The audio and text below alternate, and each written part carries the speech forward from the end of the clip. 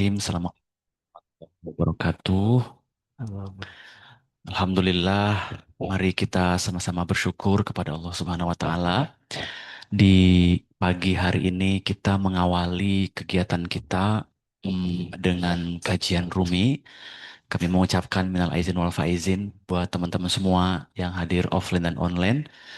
Em, kita udah sebulan kemarin melaksanakan ibadah puasa. Mudah-mudahan puasanya berkah Amin. dan punya banyak manfaat buat kehidupan kita. Amin. Selama 11 bulan ke depan, mudah-mudahan kita diberikan kekuatan, kesabaran, keikhlasan, dan kebaikan-kebaikan yang mudah-mudahan bisa menguatkan hati kita, pikiran kita di saat semuanya lagi dalam keadaan, eh kalau kita baca berita ya, dalam keadaan yang banyak banget kita harus bersabar, kan gitu ya. Sambil kita juga terus berdoa mudah-mudahan keadaan akan selalu jadi lebih baik lagi ke depannya ya. Iya kan Pak, bener nggak ya? Ya. Mudah-mudahan situasi semakin aman, mudah-mudahan informasi-informasi yang eh, bakal membahagiakan segera datang gitu ya kepada kita semuanya. Maka itu di sini kita ingin belajar bukan hanya sekedar kajian tentang spiritualitas, tapi mudah-mudahan bisa memberikan cara pandang baru gitu ya, memberikan sebuah perspektif apapun yang terjadi dalam kehidupan kita, kita senantiasa tenang menghadapinya, kita senantiasa eh resilience, kita senantiasa apa ya, dijaga batin kita agar tidak terlalu banyak khawatir tentang apapun yang terjadi di kehidupan kita. Nah, di bulan April ini, teman-teman semua, sebagai informasi kita udah mengumumkan di grup ya, ada 5 kajian ya.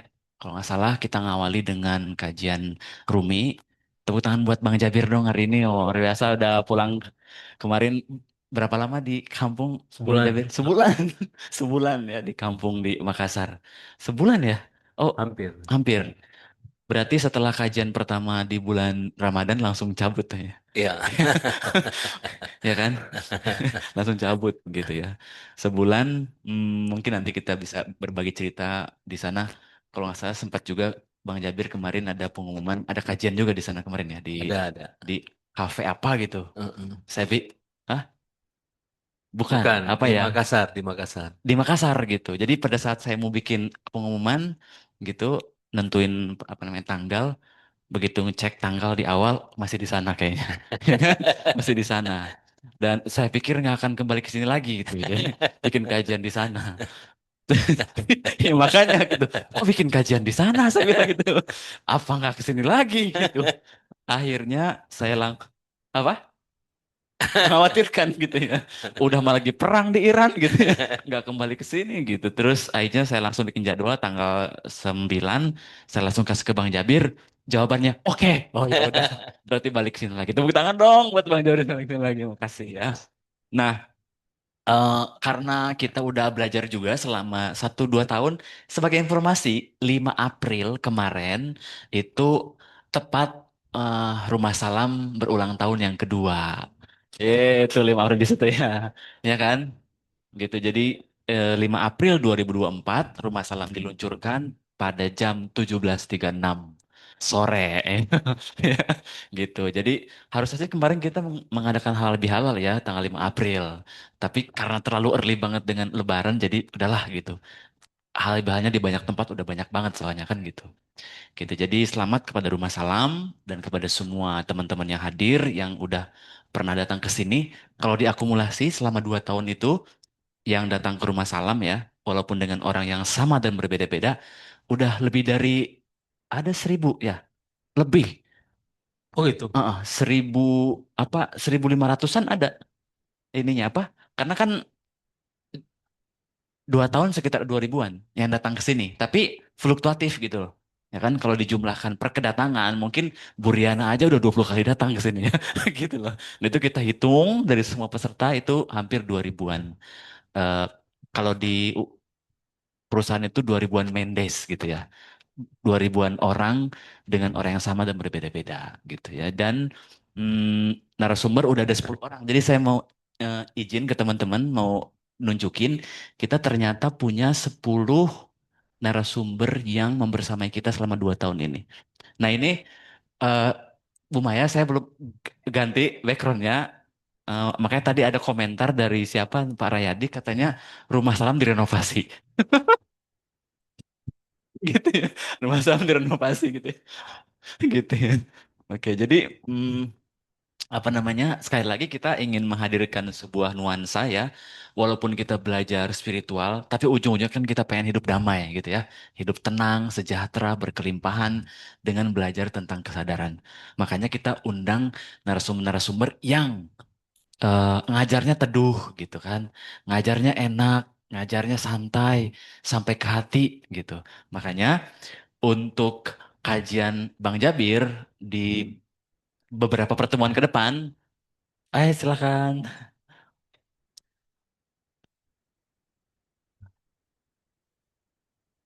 Ah, Wah, nama izin apa izin? Kondangan ini nih. Kok jadi kondangan ya?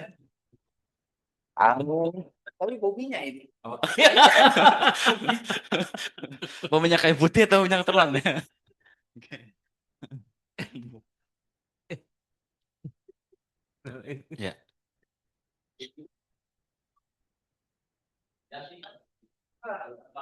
Hah? Sini sini.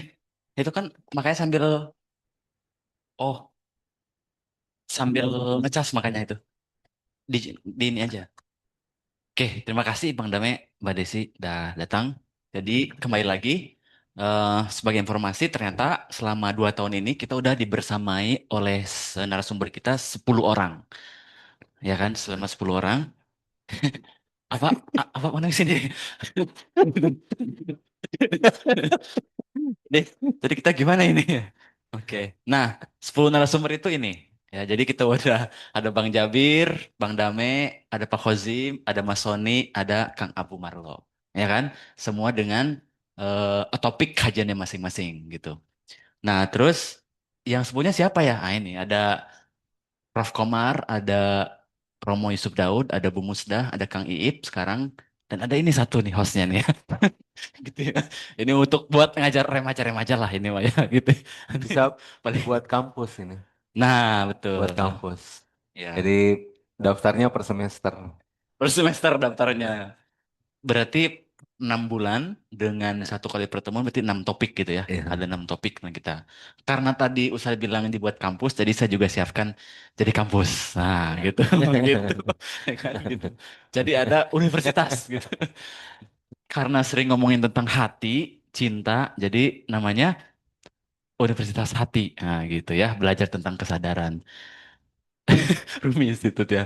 Nah, ini kurikulumnya gitu. Jadi ini apa namanya tawaran kurikulum yang akan kita coba laksanakan selama 10 pertemuan ke depan yang semuanya berbicara tentang Universitas Hati ya, bagaimana memanage hati, tapi bukan manajemen kolbu ya, gitu.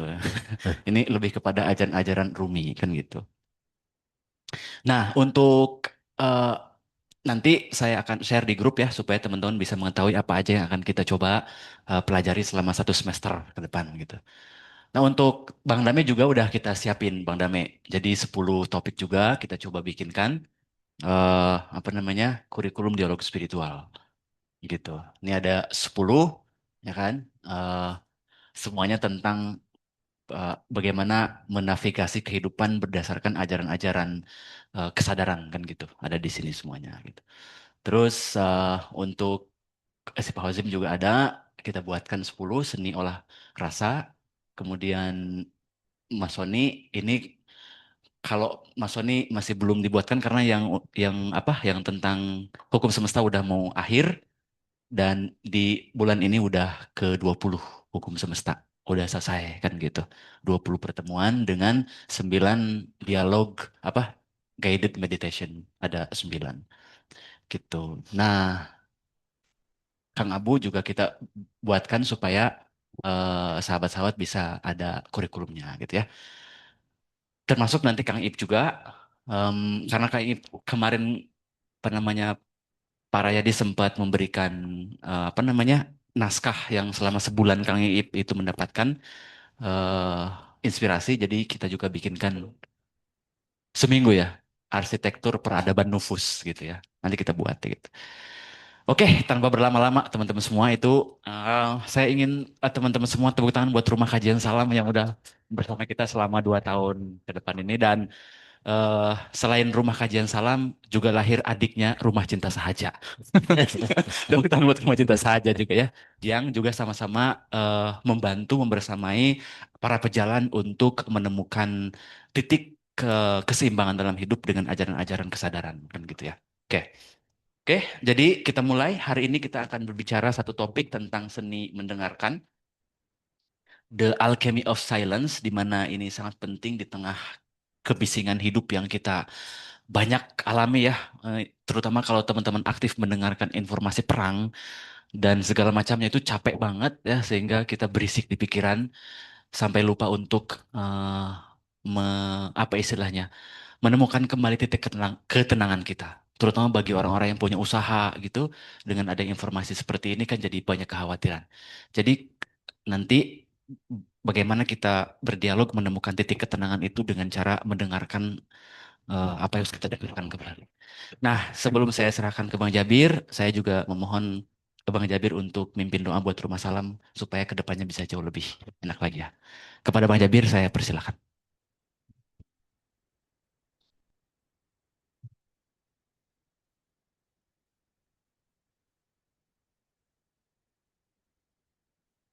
Auzubillahiminasyaitonirrajim. Bismillahirrahmanirrahim. Assalamualaikum warahmatullahi wabarakatuh. Alhamdulillahirrabbilalamin. Wassalatu wassalamu ala asyrafil anbiya'i wal mursalin. Sayyidina Muhammadin wa ala alihi wa sahbihi. Wa man tabi'ahum bi ihsanin ila yaumiddin wa ba'd. Rabbi shrah li sadri wa yassir li amri wa hlul 'uqdatam min lisani yafqahu qawli. Alhamdulillah segala puja dan puji syukur kehadirat Allah Subhanahu wa taala yang senantiasa memberikan kita nikmat taufik hidayah dan juga kesehatan. Dan tak lupa pula kita kirimkan salawat dan taslim ke junjungan kita Nabi besar Muhammad Sallallahu Alaihi Wasallam. Minal aizin wal faizin, mohon maaf lahir batin. Alhamdulillah, em, kajian salam sudah 2 tahun. Eh, eh, Insya Allah, kedepannya akan lebih masif lagi dengan apa mungkin strategi-strategi yang baru yang di akan ditawarkan atau dicoba oleh kajian salam insya Allah karena tempat-tempat seperti ini nampaknya eh, tidak marak ya di sekitar kita, padahal di kajian salam ini kita disuguhkan kesadaran dan ya kesadaran itu untuk era sekarang ini sesuatu hal yang sangat mewah. Dan tanpa tanpa kesadaran mungkin ya seperti yang kita lihat sekarang ini kita digerus oleh dunia dengan segala macam perangkat dan ruang-ruang digitalnya dan kalau tidak punya basic yang bagus ya mungkin kita dan generasi kita mungkin sangat sulit untuk eh, meraih apa yang kita bisa nikmati hari ini dengan eh, pendidikan-pendidikan kesadaran itu. Jadi insya Allah Rumah Salam ke depannya insya Allah semakin sukses, senantiasa diberkahi dan insya Allah senantiasa mengembangkan dan s- seperti yang tadi dijelaskan bisa buat kampus mungkin ya. Amin. Ya, terima kasih banyak khususnya untuk guru kita Bang Dame yang sudah hadir di pagi hari ini, Bapak Ibu sekalian, terima kasih banyak. Em, di setelah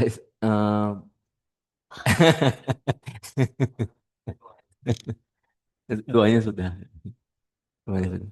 Ya. Nah, em,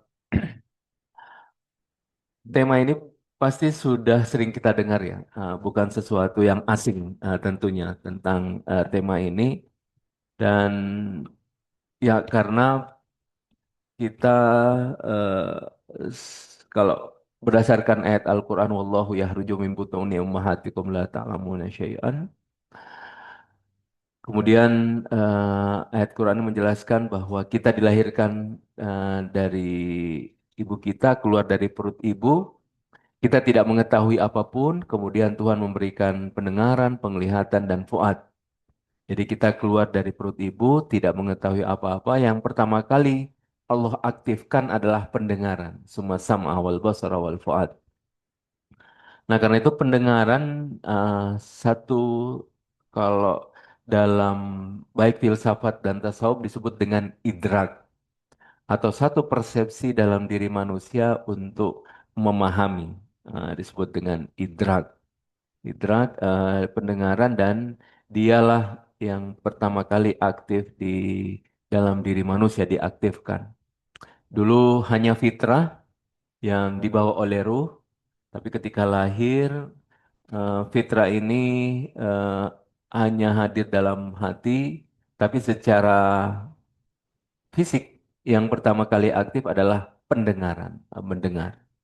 Nah, em, dan berkat pendengaran itu dia anak-anak bisa berbicara, bisa ngomong. Jadi tanpa mendengar, anak-anak tidak tahu bicara ya.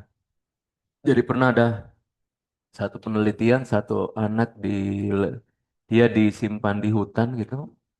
Jadi dia akhirnya dia tidak bisa bahasa manusia, tapi dia bisa mengerti bahasa-bahasa binatang. Ya, karena sejak kecil yang dia dengarkan adalah seperti itu. Jadi eh, pendengar terkait dengan input ya, input yang masuk ke dalam diri, lalu kemudian diolah dalam batin, lalu kemudian dengan itu kita menghasilkan sesuatu atau outputnya.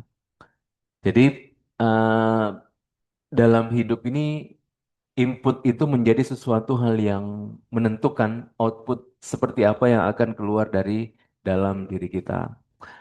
Nah, input ini tentu paling banyak itu adalah sesuatu yang datang dari luar ya.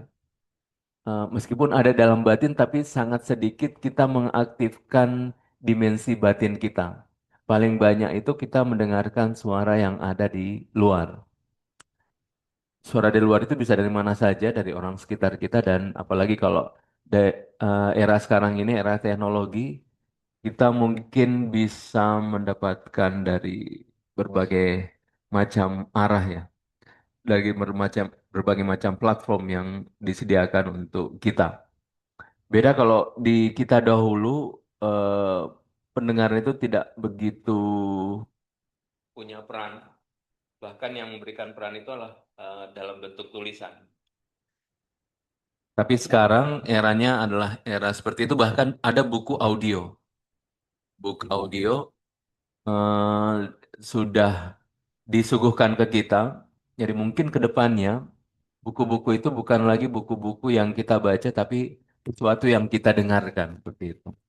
Jadi semakin ke sini, keriuhan, keramaian itu akan semakin mendekati kita, semakin ke sini, apalagi dalam berbagai macam platform. Belum lagi kalau misalnya nanti handphone kita semuanya tinggal kita aktifkan di sini, kita tidak butuh layar lagi, apa handphone seperti ini, itu kita akan lebih berisik lagi. Tapi sebenarnya yang lebih berisik adalah di pikiran. Di pikiran. Kalau kalau di luar itu, kalau kita menutup sejenak ya, otomatis terputus ya. Tapi yang kita tidak pernah terputus adalah apa yang ada dalam diri kita. Itu sangat sulit untuk kita terputus. Dia ada suatu kebisingan yang luar biasa di dalam diri. Dan tapi kalau kita tidak bisa mendengarkan, mengelola, memanage apa yang dalam batin, itu pasti kita akan stres. Karena kita terbiasa dengan suara yang ada di luar. Suara yang ada di luar. Jadi ada orang karena dia terbiasa dengan di luar dan tidak terbiasa dengan di dalam, dia hanya bisa mendengar di luar.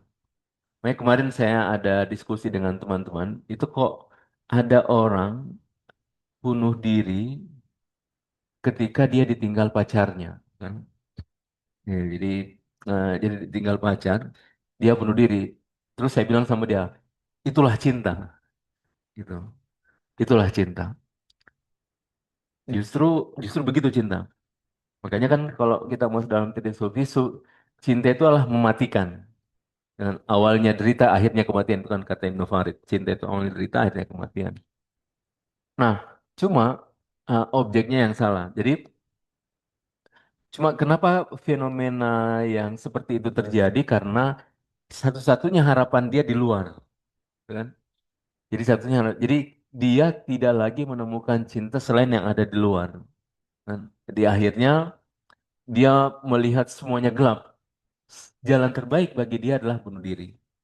Jadi ada banyak hal yang bisa orang kalap ya mengambil keputusan seperti itu ketika satu-satunya tempat dia taruh harapan itu adalah sesuatu yang di luar dirinya gitu. Jadi kalau dia menaruh harapan sesuatu di luar dirinya, itu pasti jalan pintasnya dia akan memutuskan untuk bunuh diri. Apapun itu, baik itu ditinggal pacar, kehilangan apa yang selama ini dia idamkan tahu-tahu pergi, harapan dan seterusnya. Jadi kalau dia menempatkan sesuatu yang di luar dan itu hanya satu-satunya, dia tidak melihat lain, dunia dia akan gelap dan karena dia tidak menemukan cahaya dalam dirinya, dia akan seperti itu. Hmm. Kasus juga barusan di mana ya, NTT ya, yang anak SD yang bunuh diri karena dia tidak dibelikan oleh orang tuanya buku tulis ya, kayak gitu. Itu kan sangat mengkhawatirkan anak SD seperti itu. Jadi memang penting untuk kita lebih melihat ke dalam diri, lalu kemudian juga memanage apa yang ada di luar. Jadi luar ini sangat bising luar biasa.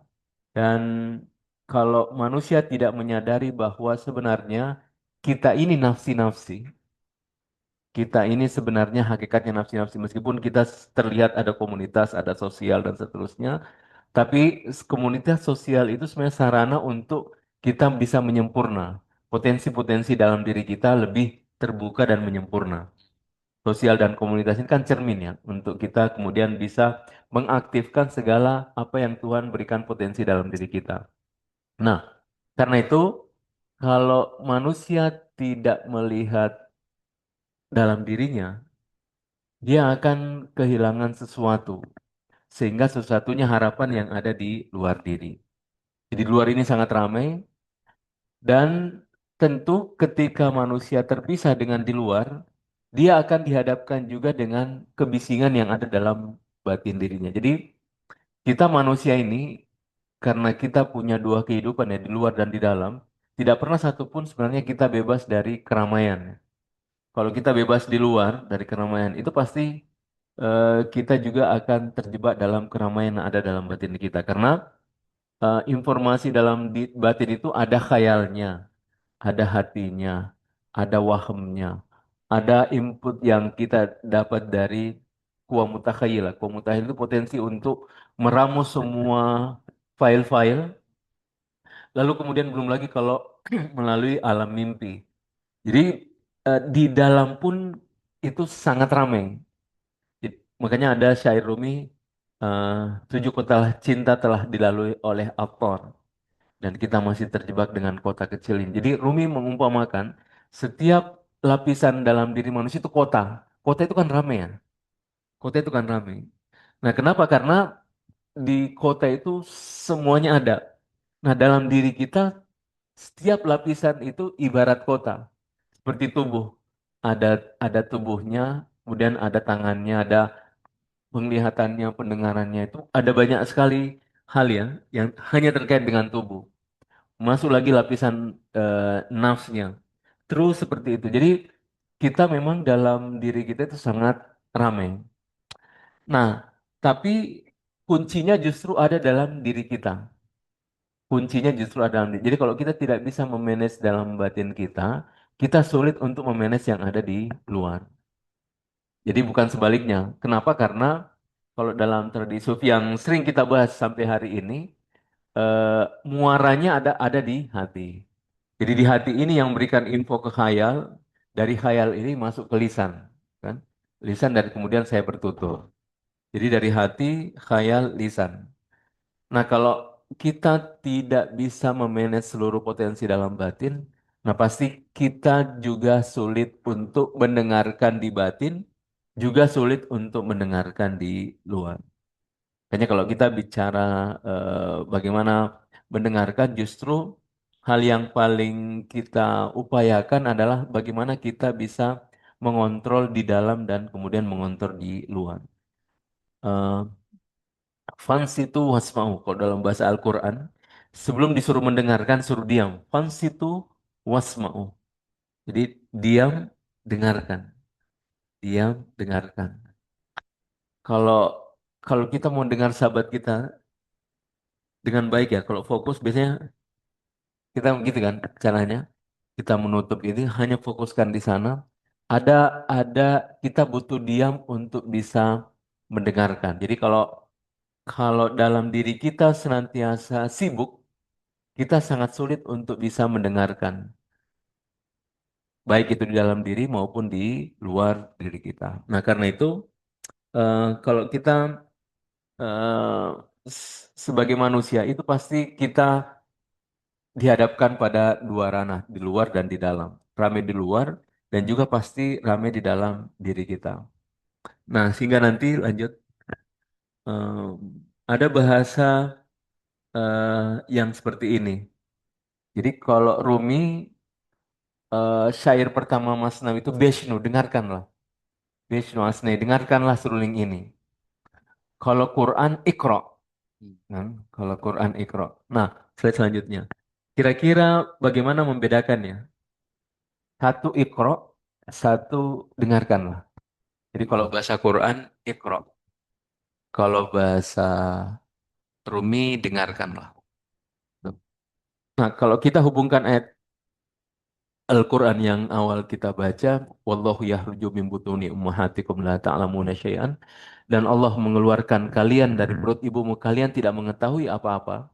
Kemudian Tuhan memberikan pendengaran, kan? Jadi Tuhan memberikan pendengaran, kemudian penglihatan dan fuad. Kita tidak mungkin bisa baca kalau tidak mendengarkan. Ya. Nah, karena itu eh, konteks Quran, Iqra itu eh, dia masuk pada level yang lebih dalam, ya, level yang paling lebih dalam. Karena itu dia terkait dengan orang-orang yang fitrahnya hidup. Jadi fitrah yang sudah hidup. Makanya disuruh baca. Kalau fitrahnya tidak hidup, dia sulit untuk membaca. Jadi Iqra bismi rabbik, bacalah dengan nama Tuhanmu. Dia tidak mungkin membaca kalau fitrahnya tidak hidup. Kan? Kalau fitrahnya hidup, dia bisa membaca dengan nama Tuhanmu. Iqra bismi rabbik. Sehingga dalam hadis itu dilanjutkan. Iqra wakro. Bacalah dan naiklah. Itu dalam hadis. Wakro, ikro, wakro. Jadi bacalah dan naiklah. Gitu. Bacalah dan naiklah. Artinya kebanyakan kita membaca tapi kita tidak naik-naik. Kan? Tidak naik. Kenapa? Karena kita dimensi fitrahnya tidak suci. Tapi kalau kita fitrah kita suci, nah kita akan diperintahkan membaca, dengan membaca itu kita naik. Makanya ikro, wakro. Bacalah dan naiklah. Nah, karena itu level baca sebenarnya level yang memang manusia sudah punya kesadaran sebelumnya dan kesadaran itu dia bisa membaca. Nah, Rumi datang untuk menegaskan bahwa yang cair tadi, dengarkanlah seruling ini betapa ia merintih atas derita keterpisahan, bahwa kebanyakan manusia terlena dengan dunia. Jadi dia terbiasa mendengar di luar, menikmati apa yang ada di luar sehingga ada jarak antara dirinya dengan apa yang ada dalam batinnya. Kenapa? Karena dia asyik dengan yang di luar. Nah, karena itu dengarkanlah. Jadi konteks dengarkan ini untuk mereka yang fitrahnya agak kabur ya, atau mereka yang lalai, atau mereka yang lupa bahwa singgasananya yang sejati adalah ada di alam ruh. Makanya ini di syair pertama kitab Masnawi, dengarkanlah seruling ini betapa ia merintih atas derita keterpisahan untuk mengajak manusia bahwa ada suatu hal yang semua manusia miliki, dan itu semua sama, yakni derita derita eksistensi yang sering kita bahas ya. Derita eksistensi. Nah, derita eksistensi ini dimiliki oleh semua manusia. Tidak satupun dari kita yang tidak memiliki derita eksistensi. Derita apa itu? Derita keterpisahan dari rumpun bambu. Nah, cuma caranya kita harus bisa mendengarkan itu. Makanya Rumi sejak awal pertama dengarkanlah.